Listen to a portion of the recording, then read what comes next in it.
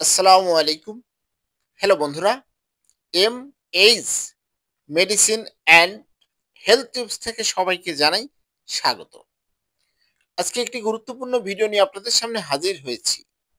একটু সময় নিয়ে আমার এই ভিডিওটি দেখুন, অবশ্যই উপকারে আসবে।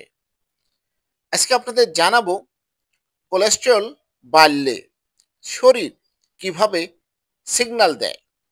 এটা কিন্তু আমাদের জানা প্রয়োজন।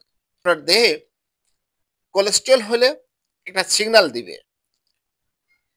তাই এই ভিডিওটি তাদের জন্য।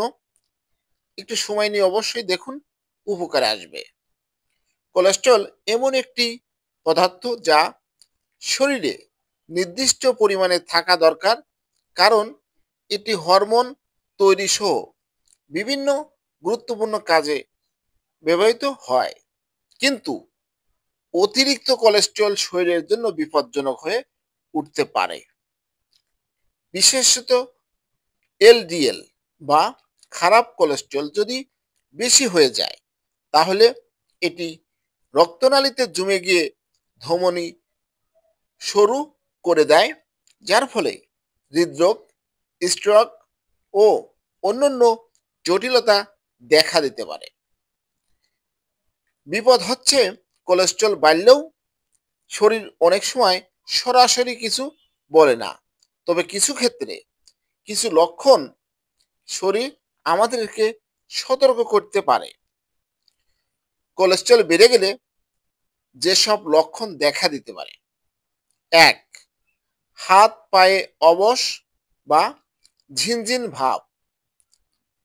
বেশি কোলেস্টেরল রক্তনালীতে প্লাক তৈরি করে, ফলে রক্ত প্রবাহ ব্যাহত হয় এবং তা হাত পায়ে ঝিনঝিনে অনুভূত বা অবশ অবশ ভাব তৈরি করতে পারে। ২.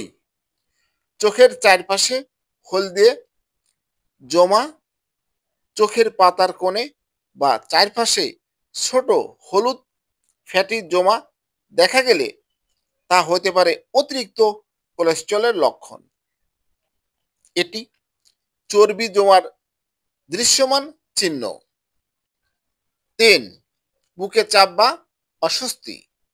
ধমনী সরু হয়ে গেলে হৃৎপিণ্ডে পর্যাপ্ত রক্ত পায় না, ফলে ব্যায়াম বা হাঁটার সময় বুকের মাঝখানে চাপ, জ্বালা বা অস্বস্তি অনুভব হতে পারে।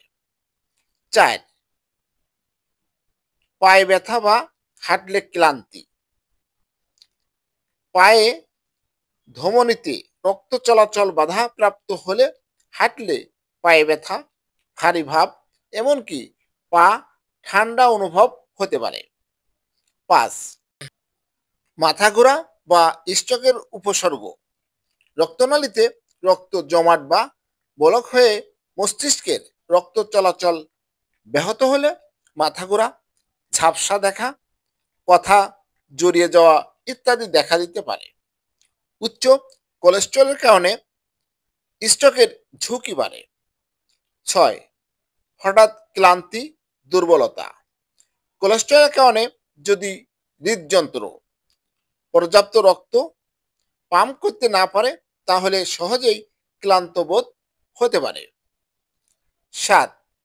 কান বা নাকের লোব এ ফাটল বা রেখা।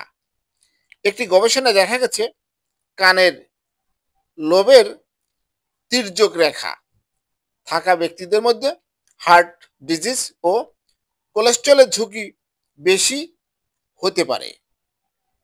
যেটা সবচেয়ে গুরুত্বপূর্ণ, অনেক সময় কোনো কারণ ছাড়াও কোলেস্টেরল অনেক বেড়ে যেতে পারে। তাই বয়স ৩০ পেরোলেই বা ঝুঁকিপূর্ণ জীবনযাপন করলে বছরে অন্তত একবার লিপিড প্রোফাইল টেস্ট করানো উচিত।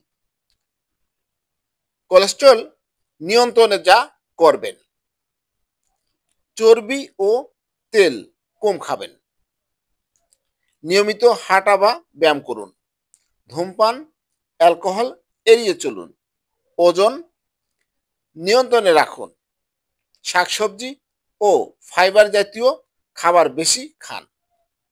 হ্যালো বন্ধুরা, আপনাদের জানানোর চেষ্টা করেছি আমার এই ভিডিওটি যদি ভালো লাগে, নতুন নতুন ভিডিও পেতে আমার চ্যানেলটি এখনই সাবস্ক্রাইব করে রাখুন। লাইক, কমেন্ট, শেয়ার করুন। সবাই ভালো থাকবেন, সুস্থ থাকবেন এই কামনা শেষ করছি। আল্লাহ হাফেজ।